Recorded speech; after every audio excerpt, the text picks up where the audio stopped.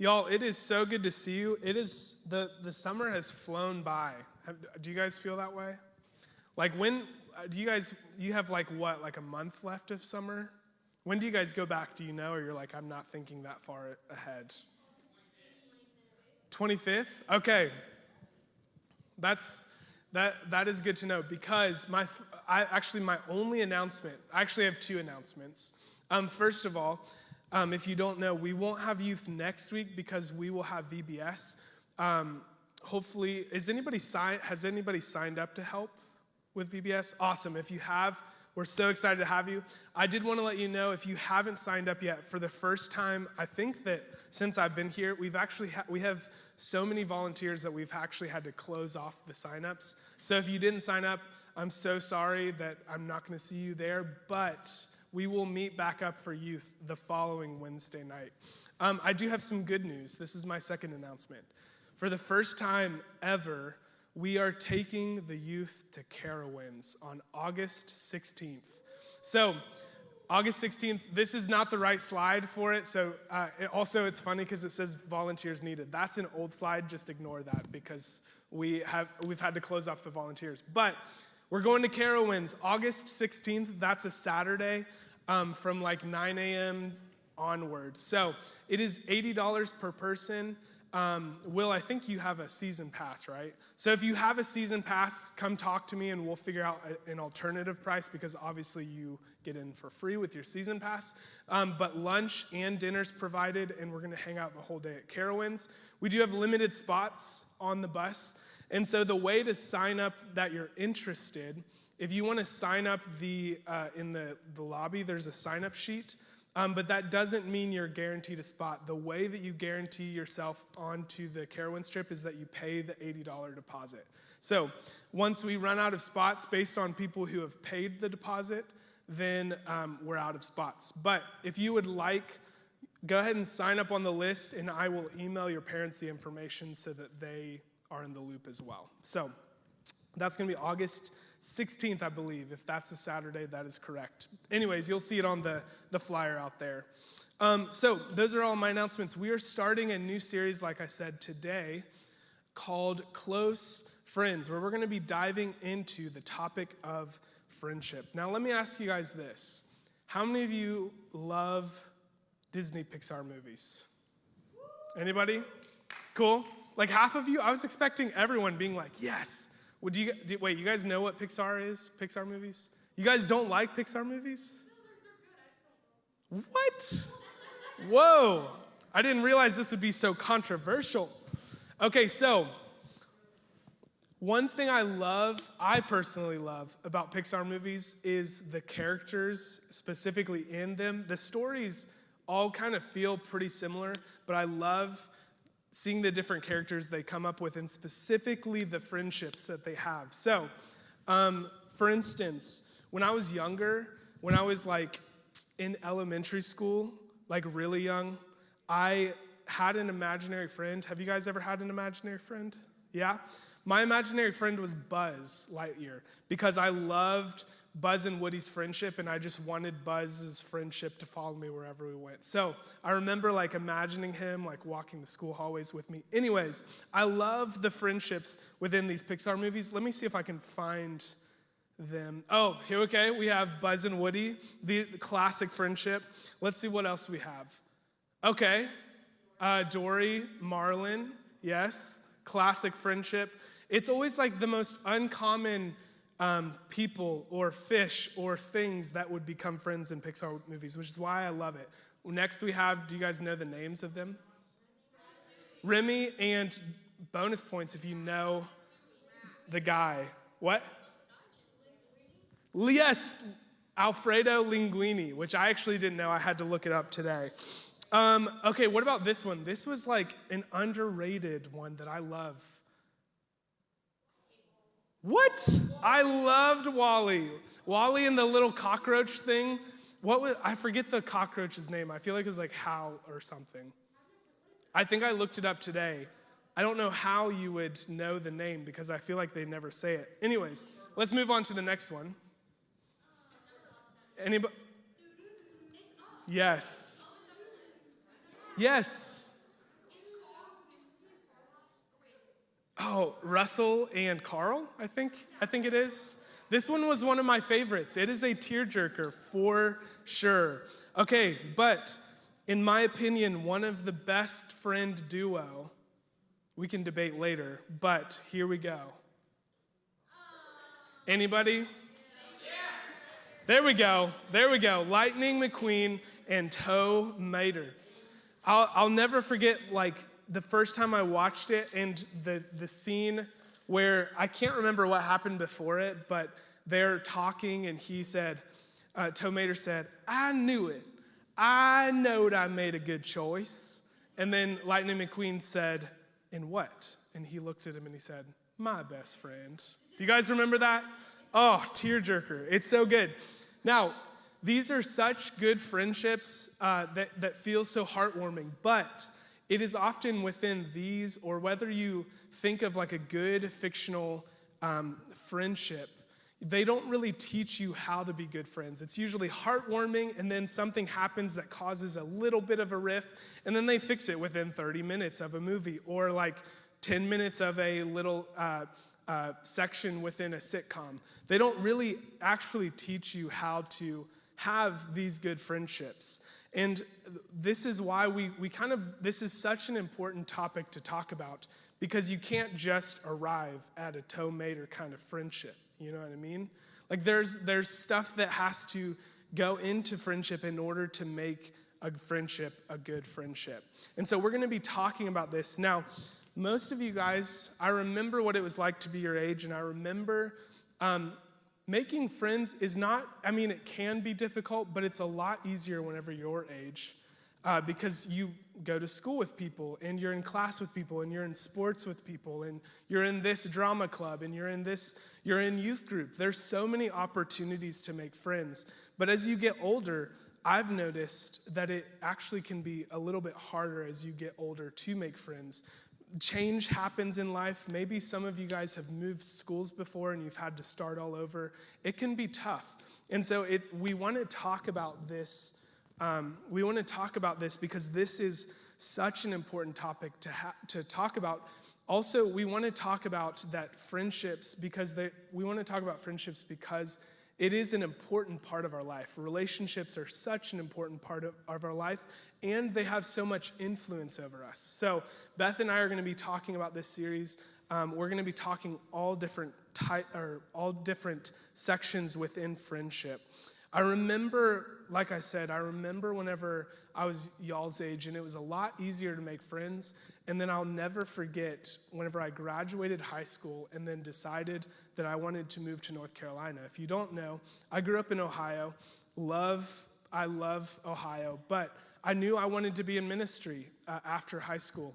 And long story short, I got offered a job here as a little middle school youth coordinator at 19 years old. And so I packed up my things and I drove and moved to North Carolina and haven't looked back since. I remember when I moved and feeling so excited at what's North Carolina going to be like?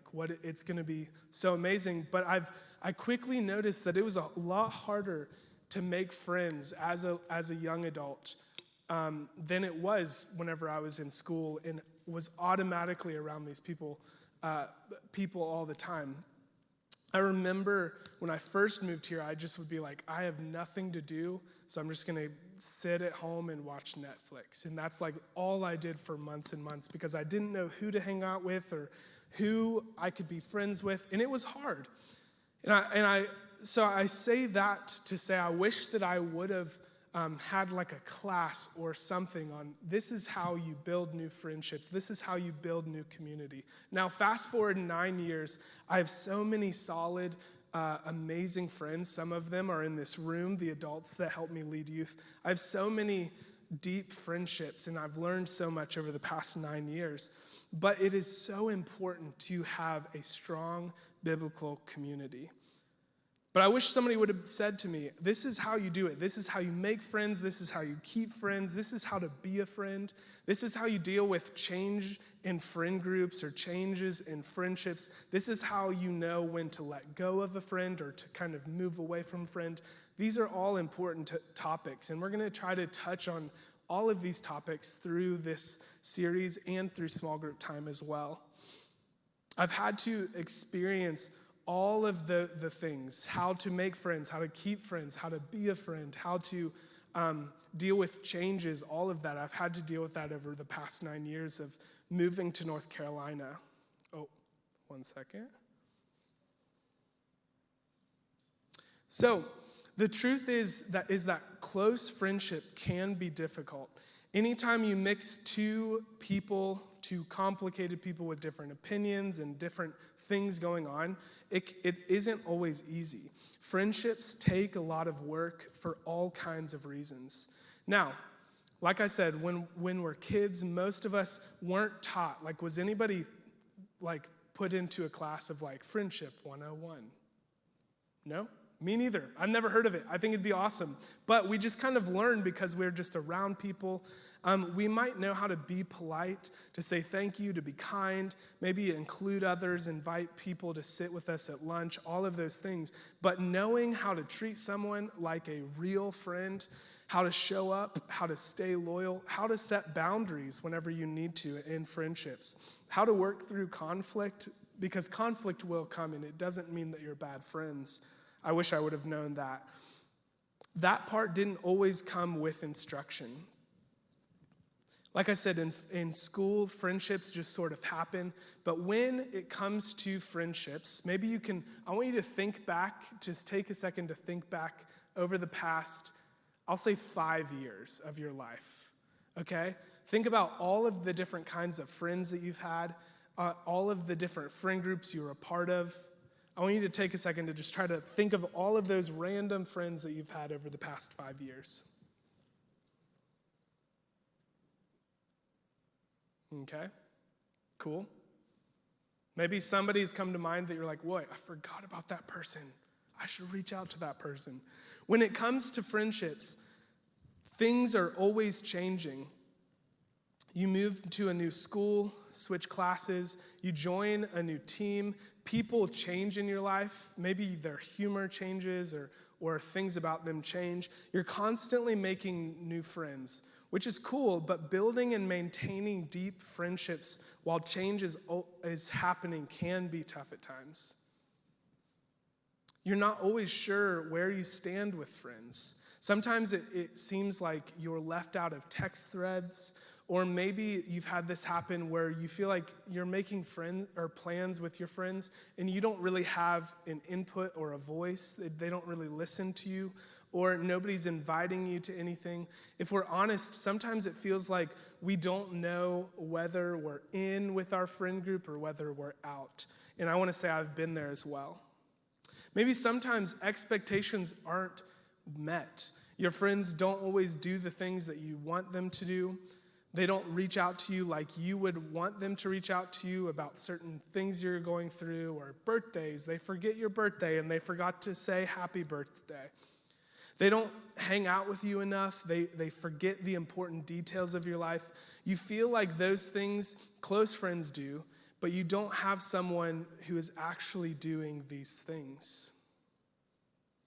When it comes to friendship, I think one of the challenges we face is where we tend to put our focus. Now, all of those things, you'll notice a common theme, and it was all about what am I getting from friendship, this friendship? What am I benefiting? How am I benefiting from having this friend? We all tend to focus on what we are not getting from the people in our lives when we think about problems that come up within friendships and relationships. But here's the good news. What we're talking about tonight has the potential to be a game changer when it comes to the way we approach all aspects of our friendships. What's cool is that the Bible has so much to offer when it comes to dealing with relationships with other people. And Jesus taught so many different teachings that have to do with how we should treat one another. The 4 books of the New Testament called the Gospels, they are an account of Jesus' life when he lived among us, the things he did, the things he taught about. One of those Gospels is the book of John. Everybody say John. John, yes. At one point, John writes about a really serious moment in Jesus' life, and it being the Last Supper, meaning this is a time in Jesus' life where he is getting ready to be arrested and crucified. All of his followers he knows are about to leave him and abandon him as he's being tortured and beaten and put on the cross. This is the very last hangout that he has with his closest friends and followers. Now, Jesus could have been looking at the table while he's sitting there eating with his friends, and he could be thinking, well, this person's going to abandon me. Judas is going to be the one that turns me in and betrays me. All of them are going to leave me. What are these guys going to do for me when all of this happens? Are they going to prove that they're my close friends? What are they going to do for me? But does Jesus do that? No. Instead of waiting to see how his friends respond to what is about to happen, Jesus decides to take the first step. And instead of being reactive, Jesus was proactive with his friends that were in that room. And it says this in John chapter 13, verse 4 and 5. It says, "So he," meaning Jesus, "got up from the table. He took off his robe, wrapped a towel around his waist, and poured water into a basin. Then he began to wash the disciples' feet, drying them with the towel he had around him."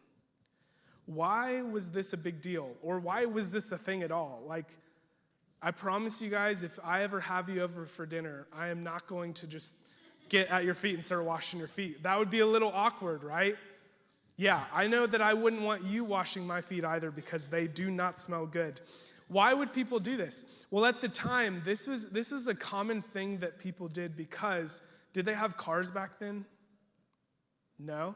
Did they have Jordans back then or really nice shoes? No. That people were often barefoot or they wore sandals and they walked pretty much everywhere. They walked through dust and dirt. There weren't neatly paved sidewalks on the street. They walked through the streets that were dirty. They often had cuts on their feet because they were often walking barefoot. They walked the same place that the animals walked on the streets, and so there were probably a little bit of manure here and there. They walked through it all. It was kind of gross, right?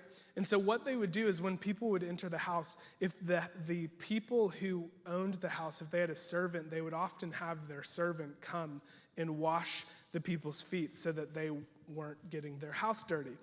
Now, Jesus was obviously their teacher at the time. He was their leader. And what does it say that during this dinner, he got down on his hands and knees and washed each disciple's feet, their dirty, smelly, gross feet? Even though he was the leader, why would he do that?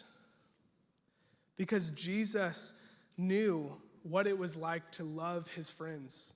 He wanted to serve them. Jesus demonstrated to his disciples what close friendship really looked like. He took the first step. He didn't say, well, shame on you for what you're about to do. I know you're about to abandon me. I know you're not going to be loyal to me in this moment of crisis, but still I'm going to wash your feet. Still I'm going to serve you. He didn't wait for someone else to do something. No, he served them knowing that they would betray him. Why would he do this? Oh yeah, you're good. You can grab that. In a different gospel, Luke records Jesus saying something that he didn't just teach, but he lived by throughout his entire life. And it says this.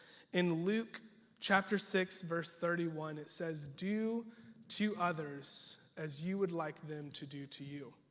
Some of you might have heard this before. A lot of people say, treat others how you want to be treated, right? A lot of people don't know that they're actually quoting Jesus whenever they're talking about that. He is the one who taught this, and he lived by this. Notice that it doesn't say, don't do to others, but it says do to others. So he's not just saying, well, don't say mean things to them, don't spread rumors, don't talk gossip about them or say mean things about them. No, he's saying don't just not do those things, but you actually should go out of your way to serve others, to love others, just like you would want to be loved. Do to others. Go out of your way and do to others as you would like them to do to you. In other words, Jesus is saying that when it comes to relationships, we need to be proactive, not reactive, but proactive. We need to treat our friends the way we want them to treat us. But this can be difficult to do, right? I mean, it sounds nice, like, yes, I want to do good, but what happens when they hurt my feelings? What happens when they betray me? What happens when they don't include me in on the group text or the hangout? What do I do? We are not to react. It's so easy. I remember being your age especially, but that does, like, not just your age, but anyone. It's so tempting to be like, well, I'll treat them good if they treat me good. And then the other person on the other end is like, well, I'll treat them good if they treat me good. But what would happen if we actually took the first step to treat people the way that we want to be treated?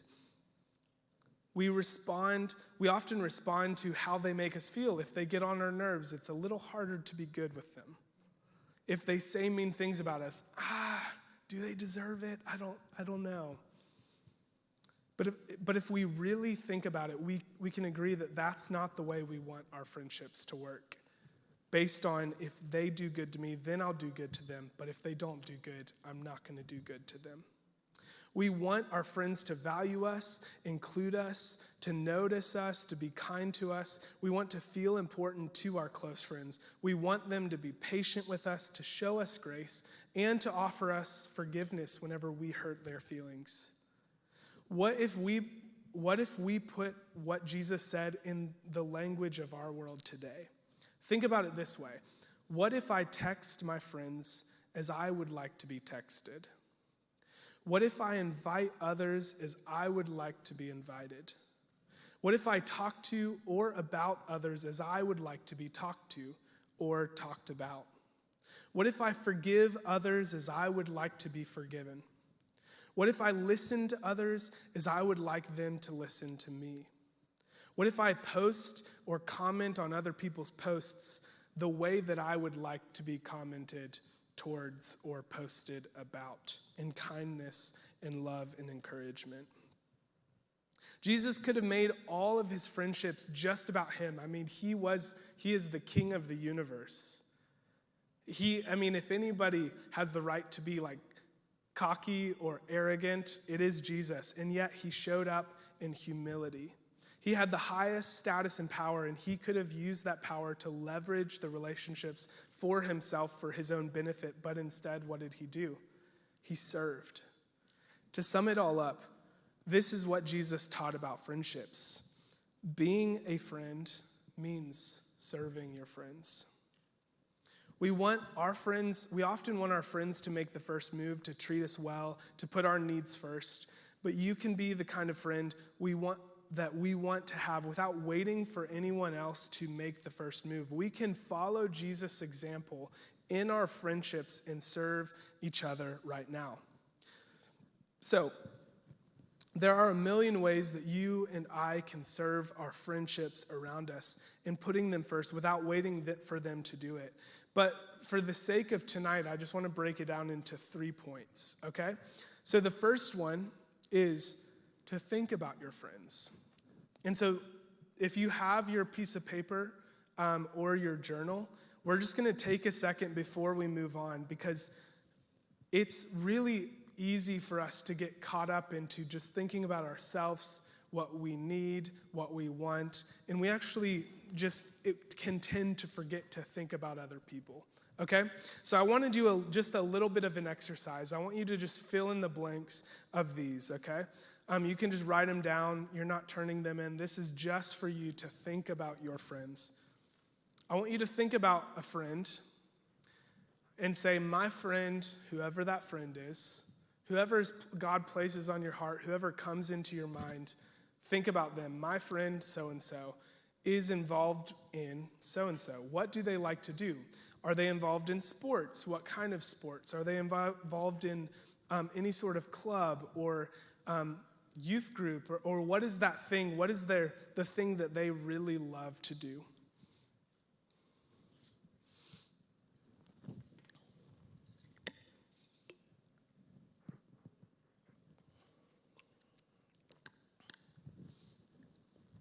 This might be a similar answer, but I want you to, the next one is, my friend so-and-so. If you want to still think about the same person, if you want to choose a different friend, that's totally okay.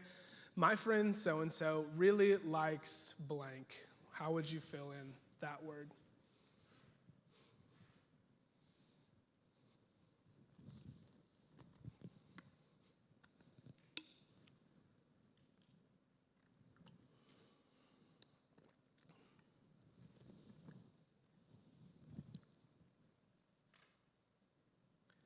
The next one, my friend so-and-so, this could be a same friend, a different friend, is really good at, what are they really good at?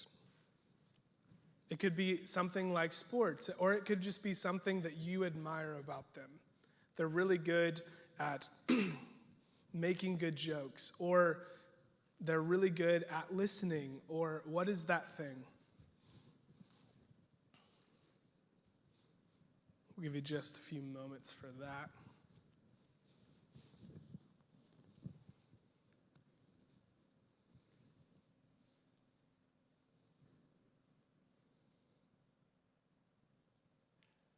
The last one is this. I think blank has been struggling or dealing with or struggling with blank.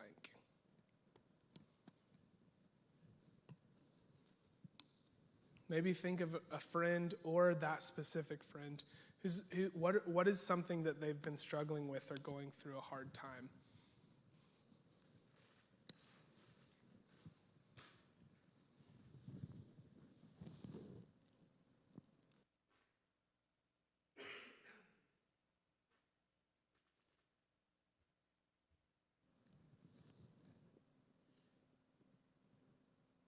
If you're continuing to write, feel free to continue to do so. But it's such a good reminder to just take a second to just think about someone else, to not just be so involved or obsessed with yourself, but to think about someone else, think about your friends. The next step is to listen to your friends.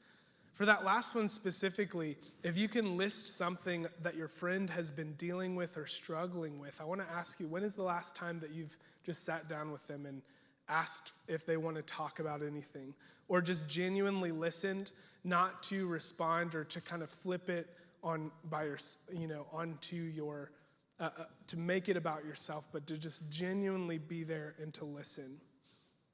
When is the last time that you've done that? I want to encourage you to do that with your friends, to listen more. I have one friend in particular that came to mind as I was working on this message. I have a friend named Ryan, and one thing that he's so good at is he's really good at asking really intentional questions. Like, I honestly can't even come up with a good question, but it's not just like how your day has been or how are you doing. Like, he comes up with these really deep and thoughtful questions that make you feel really seen and cared for, that he would take the time to think to even ask those questions. What are some questions that you can ask your friends so that they can feel like you care, that you're really willing to listen? I want to encourage you to do so. And I want to say, if you have a terrible memory, you're not alone. I have a terrible memory as well. And so you know what I do is I often, if somebody's going through a hard time, or if somebody's like, can you pray for me? I have this appointment, I'm really nervous about it, or I have this thing coming up, I'll actually put it in my calendar or the Remind app to go off to remind me to be praying for that person at that specific moment. There are options like that. And lastly, I want to encourage you to pray for your friends. Now, the older I get, the more I've realized and learned is that the best thing I could offer someone to love them well is to actually pray for them. And something that I tried to do in my adult years that I haven't always been good at and I'm still working on is, like, if somebody's struggling with something and I hear about it or they're talking to me about it, instead of just being like, praying for you or thinking of you, no, I'll actually, like, if I say that I'm praying for someone, I really want to either pray for them in the moment or to actually make a note to pray for them. Because, I mean, this sounds like pretty heavy, and I don't mean it to sound super heavy, but if I say that I'm praying for someone just casually and then I don't, that's actually lying. And I don't want to be that kind of person. Something that I think is cool, my friend group, I'm in a Bible study with some of my friends, and we meet every Monday night. And something that we do is we'll start the time off by sharing what's going on in our life if we need any prayer.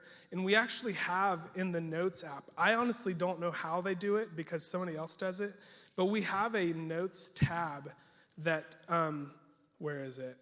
Okay, cool. Like where it says the date, and then it says like at so-and-so, be praying about this. And then this person needs prayer for this. And this is a way that we keep up to date with what's what's going on in our friends' lives and how we can be praying daily for them. And so I want to encourage you guys, what would it look like if you at your age started these little prayer groups? What if at your age, whenever one of your friends were like, I'm going through a hard time, I'm really struggling, if you actually just offered to pray for them then and there? Or what if you started a prayer group chat where somebody could send in, hey, I'm feeling anxious today, could you pray for me? And then you guys could constantly be praying for one another. How would that change your friendships? This is a side note, but I just realized you have Tomater Crocs on. That's amazing. Look at God. So to close, I just want to say one more time that being a friend means serving your friends. I was going to click to the next slide. Oh, there we go. Being a friend means serving your friends. As we close, I want to say, imagine if you became comfortable and confident in making the first move towards your friends. If you were the one to initiate the hangouts instead of waiting for others to do so. If you were the one who texted to check in on your friend who you heard was struggling, instead of waiting for someone else to text and reach out to you. Imagine if you didn't retaliate when someone hurt you or said something mean to you or made fun of you or said maybe they were making a joke and just took it a little too far. What if instead you forgave them and showed up with grace? Now, I'm not going to say that this is like a formula that will fix all of your friendships, but I promise you if you do these things, if you think about others, instead of thought about others a little more instead of just focusing on yourself, and if you continue to listen to your friends and to pray for them, if you showed up for them and thought it's not just about me, but how can I be a good friend to you as well, it will deepen your friendships and relationships. I promise you that. So we're going to close out in prayer and we have just like a few minutes to hang out. Don't forget to sign up for Carowinds in the lobby if you're interested. And that's that. So let's go ahead and pray real quick, if you guys want to bow your heads. God, we thank you so much for this group. I thank you so much for just the fun that we've had this summer with the paint war, with the mission trip, with all of these different fun events. I thank you for the ways that we're growing in friendship with one another. God, would you just invite us to take the next step, just like you did with your followers and your closest friends? Would you help us to learn more what it looks like to lay our life down for others, not just the people who are in need around us, but our closest friends as well. In our family, what would it look like? God, would you teach us to serve those around us in every aspect of our life? Would you just teach us how to be better friends to those around us, to just be kind and gracious, to be filled with compassion, to be filled with the fruits of the Spirit? Will you continue to teach us more? We thank you so much, and we trust you and follow you in Jesus' name. Amen.